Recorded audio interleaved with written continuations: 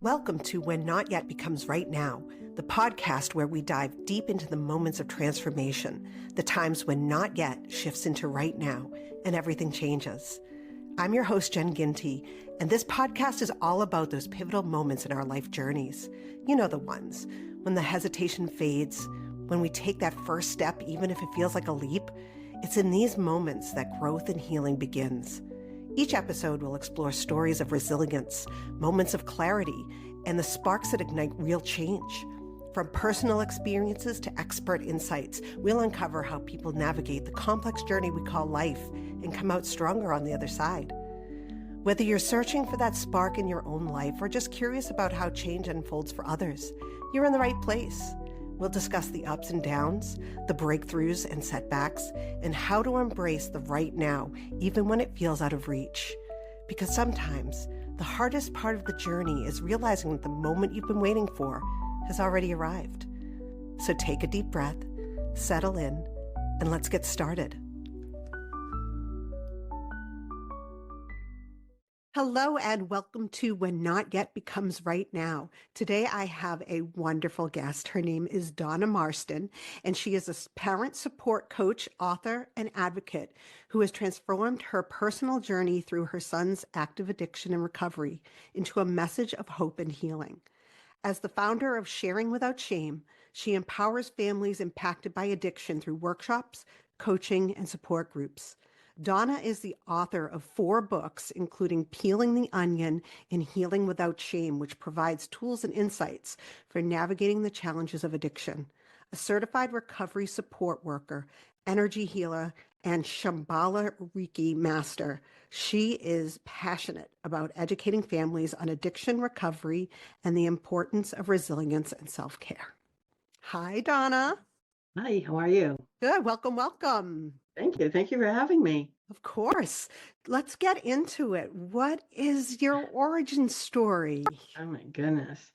So, I am a mom whose oldest son was started, probably just with cannabis at age 15. Just started experimenting, and that experimenting went into full-fledged addiction. And for the first 5 years, 15 to 20, I suspected something was off, but I couldn't figure it out. Mother's instinct. But I thought, he's a teenager. They're irritable and discontent. Right? Yeah. They're disheveled at times. They don't always take care of themselves. And so a lot of it, I just thought, oh, that's kind of normal stuff. Things started to really manifest the last 5 years. Well, yeah, from 20 to 25. And it was just a nightmare, my nightmare, because I didn't understand it. I didn't know what I was dealing with. I didn't know anything about addiction. And yet I thought, well, I'm the mother, so I can handle all this. And I made a lot of mistakes. I learned the hard way that I couldn't love him into recovery. I was I was his unhealthy helper, which often is called like the chief enabler, but I don't like those shaming and blaming labels, because we get shamed and blamed for loving our children and doing the best we can, trying to what people call rescue, but we don't realize that until we realize that. So I just did a lot wrong and I got really sick. And so for when he admitted to some of it at age 20, I went in the fetal position. I went to bed when nobody was looking. I'd get my husband off to work and my other son off to school, and I would just cry. And I just made myself so miserable with the what ifs, the could ifs, should ifs. Did I love him different than his brother? It must be my fault. I'm the mother. I should have known. Just all that stuff that we do to ourselves. And so that went on for 6 months. And there was one day where I got out of bed and I was kind of just roaming around the house, and I realized, like, I didn't crush oxys so he could snort them, and I certainly didn't shoot heroin into his veins. So it's not my deal. And I was able to somewhat let go of that. However, in that moment of some clarity, I realized, yeah, but you have a secret and you just can't tell anybody about this. Because back then, this was he's been in recovery for it'll be almost 17 years. Wow. So back then in the 1990s, 2000s, early 2000s, we didn't have the resources. You didn't talk about it. You're going to be blackballed in your community, or at least that's how I felt. And so I kept my secret. And I learned the hard way that we're as sick as our secret. And, it just trying to figure this out, and it was a long, lonely, um, miserable journey. Yeah. Wow. I mean, it's like, you know what? We don't come with an instruction manual. Humans don't have an instruction manual at all. And it's, it's really hard, I think, when kids are young, they believe in some way that we do have an instruction manual for them and that Hmm. we're supposed to know exactly how to take on all of the challenges of being a parent. Hmm. And we don't. Right. There's no way that we can possibly know how to handle each, you know, difficulty that our child can go through because some of us don't even get the parents that taught us in any way, right? Yeah, and I think one of the things I learned, late in life is that our kids are watching us grow up. Hmm. And I wasn't prepared for addiction in my family. I didn't grow up around it, even though I grew up in the 60s and 70s and it was sex, drugs, and rock and roll and, the hippies and all that stuff. It just wasn't in my life, and so then when it happened in my family, it was disturbing, and what do you do with it? Where do you go with it? Well, so you didn't have any addictive, you know, people in your life, people who have had addictions before. I can only imagine how complicated it would be for you to recognize and understand what you're looking at if you haven't had that in your life beforehand. Right. Yeah. Now my husband had it in his family, prevalent, very prevalent. But again, I, I, it was all new to me, even though he grew up with it and he had zero tolerance. So we did things very different. But he was in the car business, so he'd leave at 7:38 in the morning, get home 8:30, 9 o'clock at night. Great, because I could make a mess, right? Because he'd be like, "Get out. You're not wanted here. If you're going to do drugs and behave like this, get out." Where I'm like, I'll tell you a story. The night that our son told us a little bit, because they'll tell you a piece of it. They're not going to tell you the whole thing. So if you ask somebody that suffers from alcoholism, how many beers did you have today? They might tell you, oh, two or three, when in fact it was a 12 pack. Yeah. Right? It's always double, triple. So when I found out, he said it was oxys. And so I got my husband, and because now I mean business and bring my husband down. And so, and our son was a cigarette smoker at the time. And so he said, well, if you're going to do drugs, then you need to leave. And he took his cigarettes and he crumbled them up and he threw them in the trash. And then he went to bed. And so after he went to bed and I knew he was in bed and wasn't going to get out again, I went in the trash, got the cigarettes and, made him look better and said, here, honey, you do one thing at a time. Let's talk about your addiction. Don't worry about him. I'll take care of him. Yeah. Yeah. So, There's, which was not a healthy way of thinking.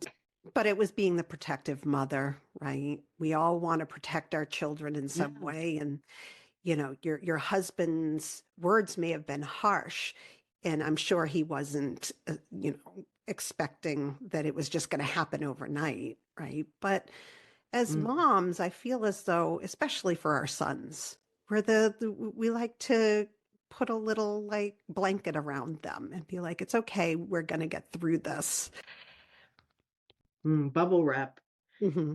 Well, Right. you have to bubble wrap them because you never know what they're going to do. Be diving off of all kinds of stuff, and my boys had no fear, so they were the risk takers.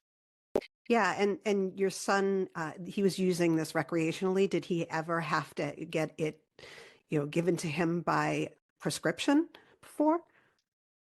No, his was recreationally. Okay. And well, if you're talking as like MAT, medicated assisted treatment, is that what you mean? Well, I had a couple of back surgeries, and they just threw oxy at me like Yeah, constantly. And because I knew that I had addiction in my family, I was like, I'm not taking this, even yeah. though they kept touting that it was not addictive, Don't worry right? about it. This Yeah. terrible thing that they did, and all of these people became addicted. So I tend to think when people say that they're taking oxy, that it's because they had to take it for pain and now Yeah. they're addicted.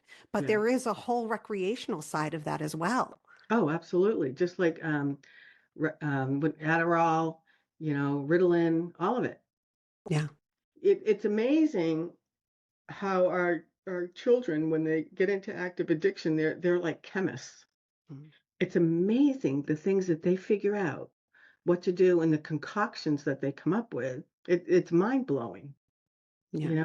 It's scary. It's very Yeah. scary. So, how many years were you working with him on this? 10. Well, for the first 5, I really didn't know what I was dealing with. And the last 5 is when I knew. And as the years moved on, I found out more and more and more. The truth begins to unfold. There's things you can't kind of hide. Like I found needles in my house. At one time, he said, "Oh, that belongs to so and so." I was like, "Well, he's never allowed here again." And then his brother found a needle and, things like that. And when confronted at one point, he did admit to it. Mm. And that was when he was 25. And I think he was getting to the point of hitting his enough. And so he, in and out of treatment for probably a year and a half, 2 years. He'd do okay for a short period. And then he'd go back out and it would take me, I'd be suspicious, but they're always like 10 steps ahead of us. And so my gut would say, I don't think he's doing what he's supposed to be doing. I think he's back using, but denial's a beautiful thing. I just wanted to believe it. No, he's doing good. He's doing good. But I had to educate myself because there are times when our children are in recovery, but they mimic the behaviors, which is post-acute withdrawal syndrome. It's pause. So for the first, could be 12 to 24 months, depending on how long they used, how much they use, that their brain is healing. So, parents would come to me and say, I can't have a normal conversation. I think they're using. We'd talk about post-acute withdrawal syndrome and say, just give them, you know, 18 months to 24 months, and then you should start seeing things change. And then they'd come back and go, oh, thank you. It's so much better now. Wow. Yeah, so I So, had to look at different things. so 10 years. I think there is this idea out there that someone who has such a severe addiction can just get over it. No, God, no.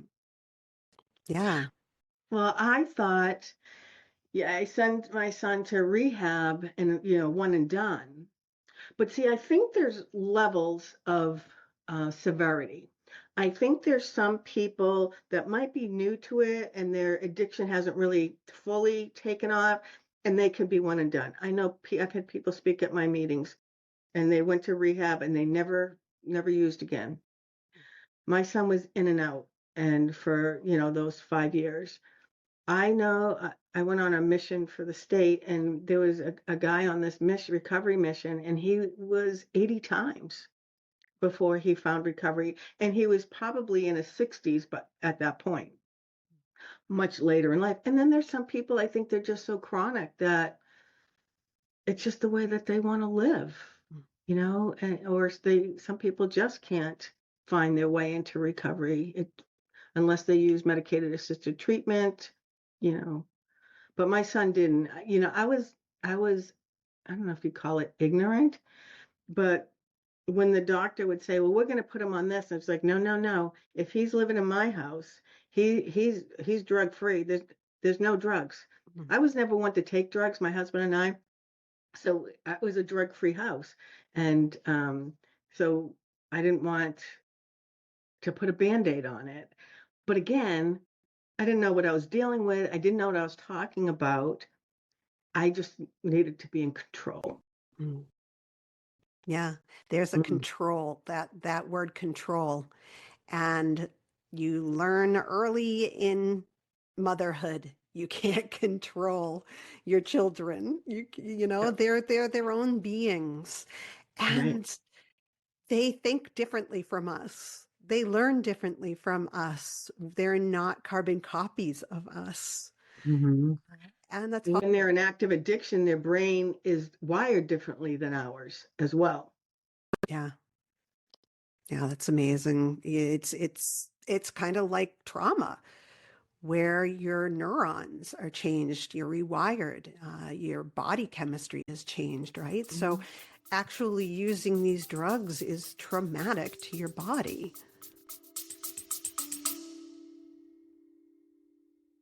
Little one learning to navigate their big emotions? Meet My Moody Monster, the pull apart buddy to help kids understand and manage their feelings. With its fun, interactive design, Moody turns tough feelings into teachable moments, giving your child a playful way to express themselves.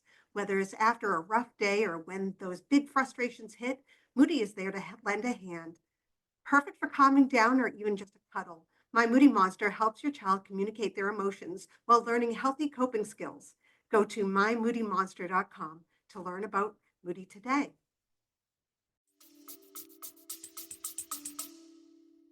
And it's really not so much about the drug of choice, it's the why. What happened in your life that you're putting a band-aid on and masking your pain? It could have been something, as a child that affected their nervous system. And so our nervous system remembers and it carries on until we're able to really look at it and heal it. It could be that. It could be genetics. There's so many different things. It could be somebody was given oxys for a medical reason, a surgery or whatever, and they were on it so long that it changed their brain chemistry and they became addicted. There's so many different reasons. I think my son, it was genetics because Yeah. my husband's family is just riddled with it. Yeah. Yeah, mine is too, and my children's father's side is as well. So it's always been in the back of my mind, and I've been telling them that since they were young. We have addictive personalities. We need to be Mhm. careful.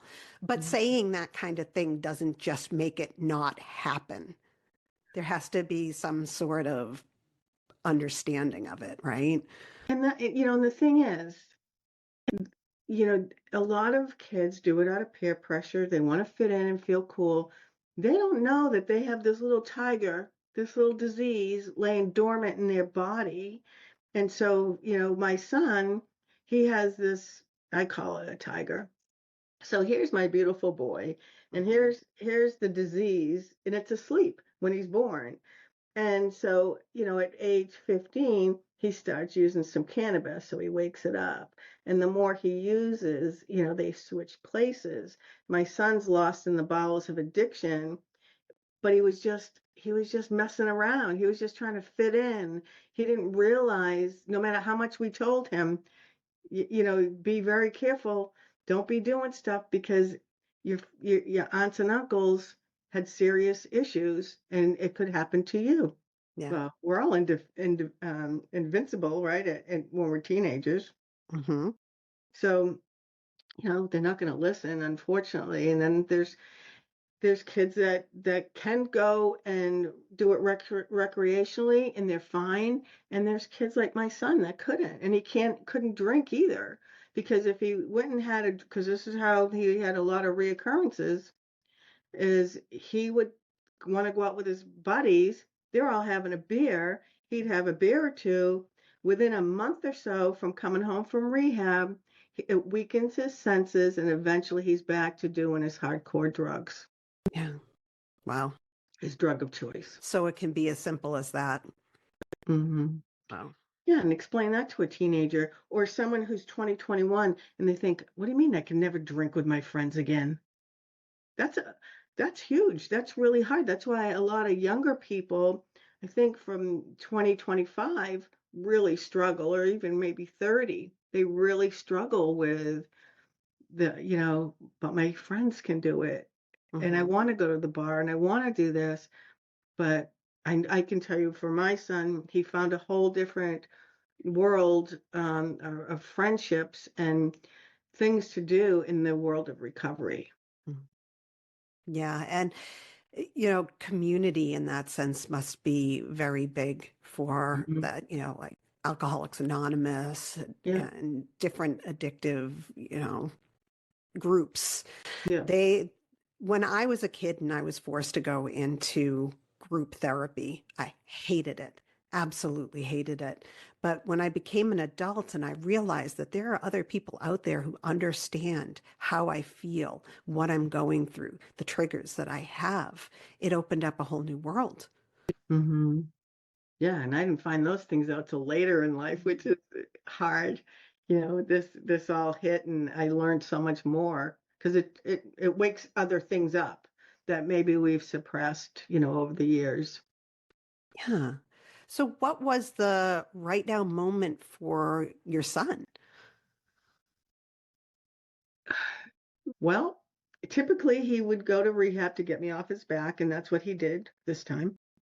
And while he was there, there was a day that he had said that he came across a big book, a big book, and he started thumbing through it because he typically went to rehab to get me off his back and then figured, well, I've got a month or two before she catches on. But this time he had a meeting with himself in the mirror with the person who uses drugs and the person who was newly sober. I don't know what was said. It's not my business. I've never Right. asked. Right. But he said to me, he goes, "Mom, when I was looking at myself in the mirror, I felt a negative energy leave my body that night, and I knew I was going to be okay." Oh, that's wonderful. To me, that's a spiritual awakening. Yes, absolutely. Have, Yeah, he just did knew. did your right now moment come along with his? My right now moment was 2 years before his. Okay. Yeah. I was so emotionally ill, and I had a client say to me, because back then I was a hairdresser, and nobody knew what was going on, but she knew I wasn't myself. And so she said, "You got to read this book." And I was like, I cannot read another self-help book. I just had no interest. And she said, "Okay, go to page 135, 4. I think it was 134 in the book, Ask and It's Given." And when I did, there was an emotional scale, and it was 1 to 22, and I was number 22. I was devastated that how did I get so emotionally ill? How did I allow myself to be in this situation? And at that moment, I knew I needed to change. I needed to do something different because this wasn't working. It didn't feel good. And so I printed it off. I put it in a frame, and I put it on my desk. And every day I would look at it. And so I remember, I think it was number 18 was anger, because some of the others I wasn't there emotionally because I was so numbed out. I couldn't tell you a feeling if you asked me. Mm. When I saw this, I saw the feelings, and it was like, oh my God, like how could this be? So I decided a day or two later to deal with my anger. Didn't realize I had anger, but I just decided I'm going to go take a pillow and I'm going to just beat my bed. And I did, and all this anger came out. And then I realized, okay, well, that felt better. So then I would try to vibrate myself up. So now I keep myself 1 to 7. If I get to number 8, which is boredom, all bets are off. Even though I've been, in recovery from being codependent and the unhealthy helper and all that, I can vibrate down and start some of the old behaviors. See, we mimic each other's behaviors, right? I don't have an SUD, a substance use disorder, but I have the behaviors of the unhealthy helper, and so I have to mind, I have to work my recovery program so that I keep myself emotionally well, just like my son. He works the recovery program to keep himself emotionally well. Yeah. So when you had that right now moment, what changed for you in regards to your relationship with your son? Well, not so much with him, but for me, I started realizing I was holding my breath. And so I started to breathe. Knew I needed to do something different. Um, started to reach out for help, and I went on a spiritual journey, and which was very beneficial for me. I ended up having Reiki, and it was the first time, and I couldn't tell you how long that I felt a lightness in my heart, and I laughed that day. I hadn't remembered the last time I laughed, and I had a little bounce in my step. And from that, I thought, this feels so good. I want to learn how to do this. Mhm. And so I ended up finding somebody. I ended up becoming a Shambhala Reiki master. And then, my this whole thing organically grew. Nothing I intended. And so I started offering Reiki to my hair clients, and then I started speaking out, and then became an advocate, and my life just snowballed into opening a business and all kinds of stuff. But, getting back to your point, it was baby steps, and it took me a long time, and in working a recovery program and learning to zip my lip and mind my own business and stop trying to micromanage my son's addiction or his recovery. Mm. That's powerful. That's not easy. Yeah, I can't imagine it could be. Mm. I had a friend that last rehab he went to, a friend called that night and she said, "Hey, I hear your son's coming home tomorrow." And I said, "He is." And she goes, "Oh, you must be so excited." And I'm saying, "I am. But, but he owes us thousands and thousands and thousands, and he has to do this, and he needs to get a job, and he needs some other just like vomiting all this what he has to do." And she's a person in recovery, and she said, "Donna, why don't you do something different this time?" I was like, "Well, what's that?" She goes, "Why don't you mind your own business? Why don't you zip your lip and work a recovery program and let him work his?" Wow. Well, let me tell you, I was not happy with her because my thought is, I'm his mother. And I'm supposed to do this stuff. If I'm taking my job seriously, I'm supposed to do this stuff. Something happened that night. I don't know what happened, what shifted, but I woke up and I minded my own business. And I didn't ask him about his recovery. I didn't try to shame and blame him into doing what I thought was right. I would just say, "I love you. Have a great day." And that would be it. And I had to hold my breath a lot because, it's hard to trust. And I would just hand it over to a power greater than me because that was a really difficult time for me. I can If I was imagine. having some thoughts that were really anxious, I would just write in a journal about it. And then, I would write about how grateful I was every day before I got out of bed so that I could just remind myself that everything's going to be okay. Sometimes we just have to get out of the way. Yeah. Do you think that that made a positive impact on your son? I think it was a lot easier for him than trying to, get me out of the way. Yeah, he was able to not have to put up with my antics, Mm. or if you know, I've done a lot in the state of New Hampshire, but I used to go to some of these classes, and it would be people in recovery and me. And one guy said to me one time, when you introduce yourself, I was usually the only mother, and he goes, "Oh, you know why we don't like you?" Whoa. Like, I don't What? even know you. And he goes, "Because you remind us," he goes, "parents remind us of everything we do wrong. They Mm. never tell us what we do right." And he's absolutely right. When our children are in active addiction, we're so hyper focused on everything they're doing wrong, we don't look at that one little thing they might be doing right. Mm. And I had to shift my perspective and my thoughts, and I had to look at what he was doing right, and just, hey, that's great. You're doing a great job. You must feel good about that. I'm Yeah. proud of you. Yeah. I think Yeah. this is important for so many parents to hear Mm, that, we need to add a little positivity into our conversations with our children, even though they pissed us off or, right? Or embarrassed us or any of those kind of things that our children are only human and we thrive on positivity. but we do the same things to them too. It goes both ways. We're not Hmm. always more mature than they are, Hmm. depending on our level of hurt, and Yeah. and our level of what we've done to heal. Right? We have, it's looking at all that, and unfortunately for me, I didn't learn a lot of this till later in life. There's so much that could have been avoided had I known. And that's what I do for the parents I work with, is just give them that opportunity.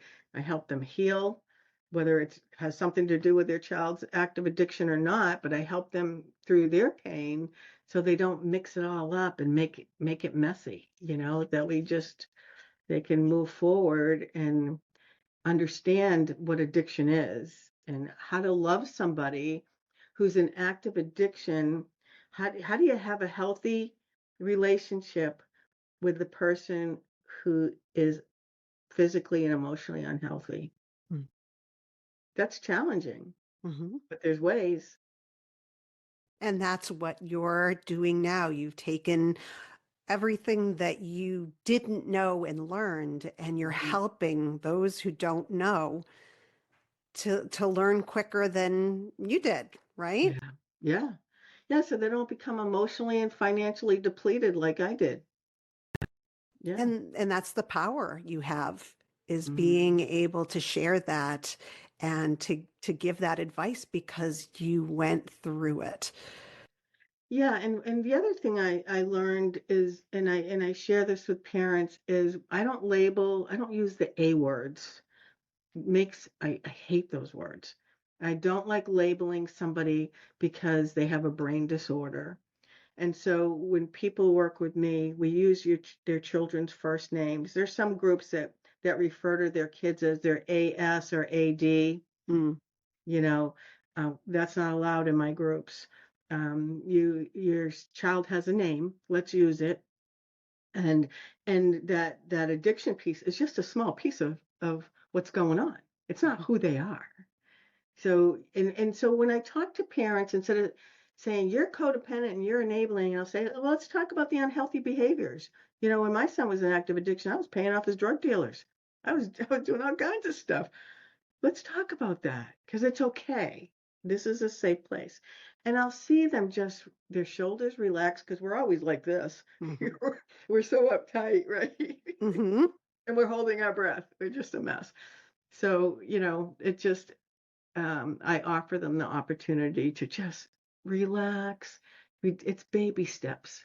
This isn't going to happen overnight. It's just baby steps for everyone to get better in the family. Yeah. So when a family wants to reach out to you and work with you, how does that happen? What are the steps that are taken? Well, they can go on my webpage, which is www.sharingwithoutshame.com, and they can do a free discovery call with me for like 20 minutes, and then if they like me, they can book a session. And actually, right now, I even have, for anybody who's new, they get a free book, my Sharing Without Shame book. They get it for Oh, that's wonderful. So they come to you and they tell you their story. And I'm Mhm. sure you see a lot of yourself in Mhm. them when you talk to them. How does the conversation go about, okay, so a child is addicted. Uh, what are the core things that you guys discuss when you start? Well, I think, you know, what happens lots of times, and I found this, so I ran family support groups for over 12 years, and the parent would come in, and the first time they come and say, and they'll usually use the slang language, but they'll say, I have a son or daughter addicted or an active addiction, and they just sob. They can't even say their name. I just hold space for them. And then when they're ready, well, tell me your story. I want to hear what your story is. And then we'll talk about self-care, because that's really important.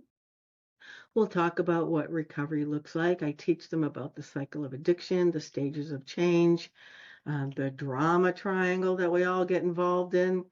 I do a lot of education so that they have an understanding of what they're dealing with. And then we can put a plan together that's specifically for their needs.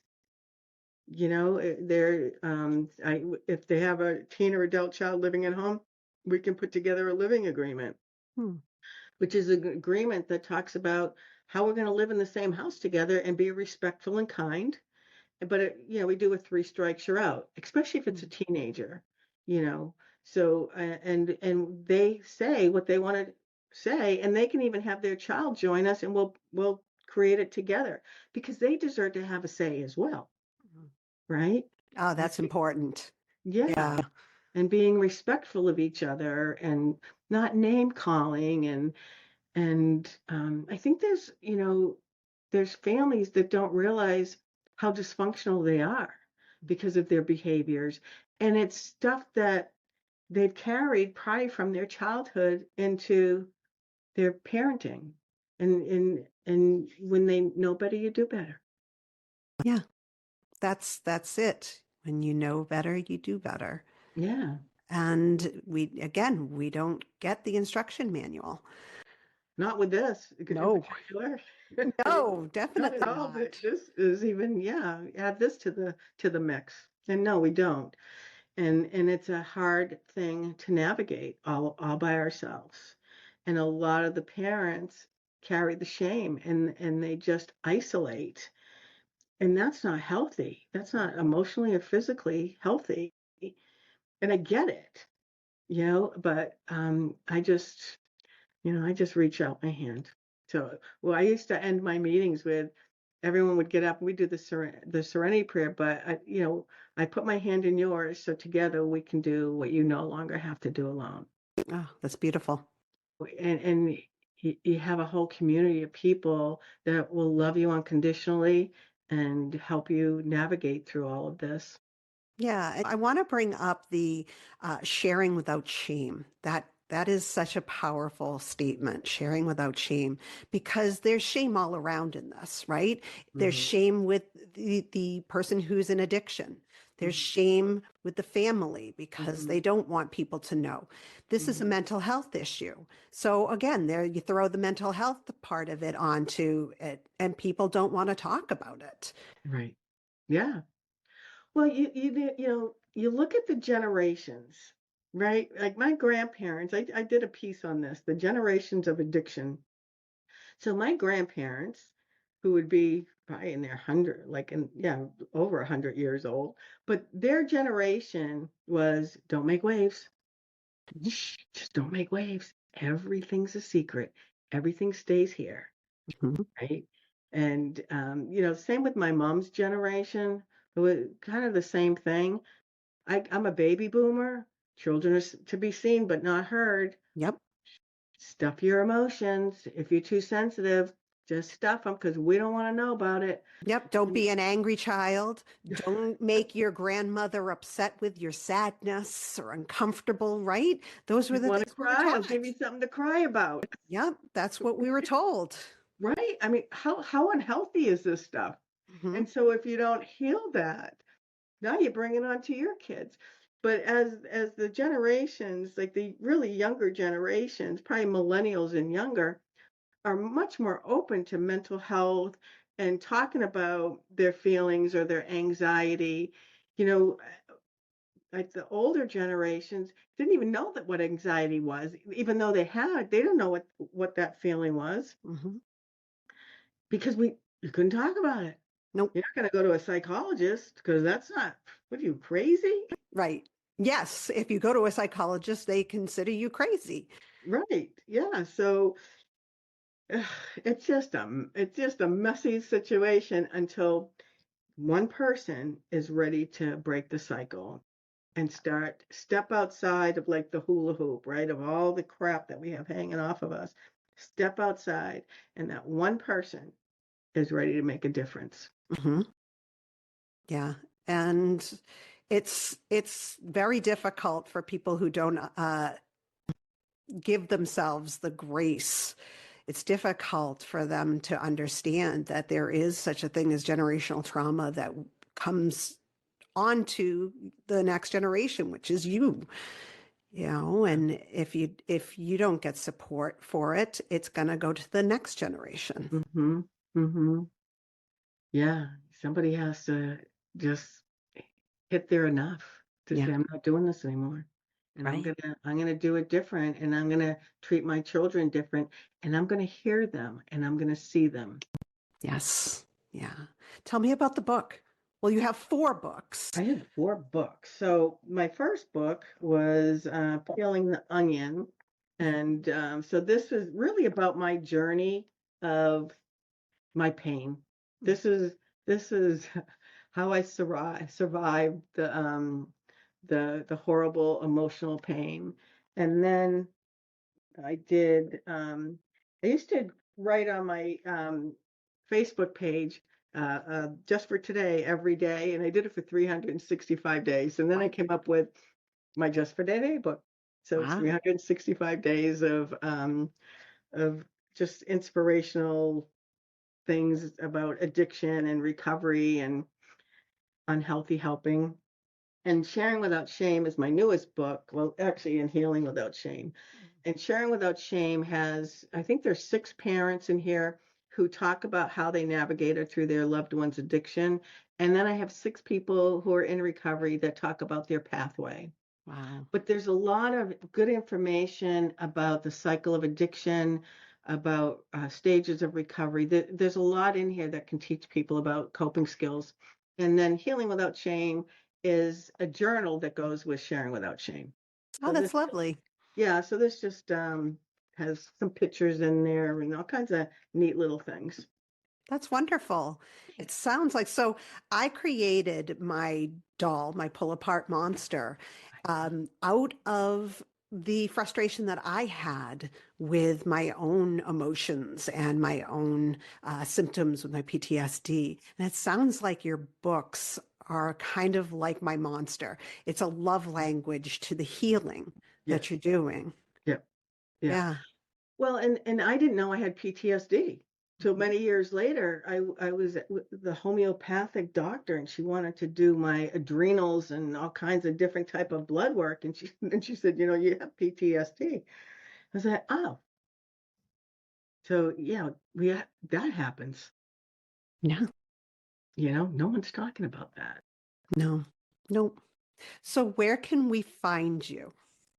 Sharing Without Shame, www.sharingwithoutshame.com, or they can email me at Donna, Donna, the number 4, then the word support, at Comcast.net.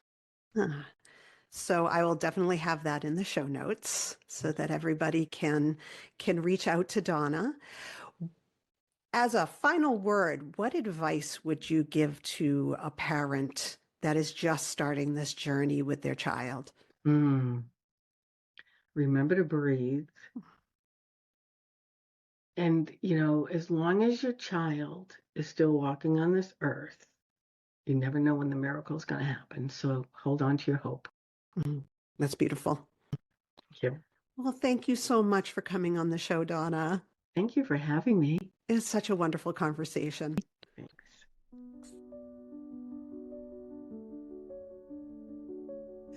I'm so happy to have had this conversation with Donna, who is helping others with the knowledge she has when coping with a loved one's addiction.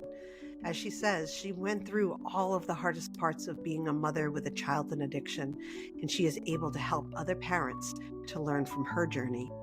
Please reach out to Donna if you have questions or if you would like to join her community. As I've learned over the years and what has been a common theme throughout this podcast, community can be so healing because it helps to be with others who are going through the same things you are. And Donna's books have a plethora of insights and also prompts to help you discover where you are on your own healing journey.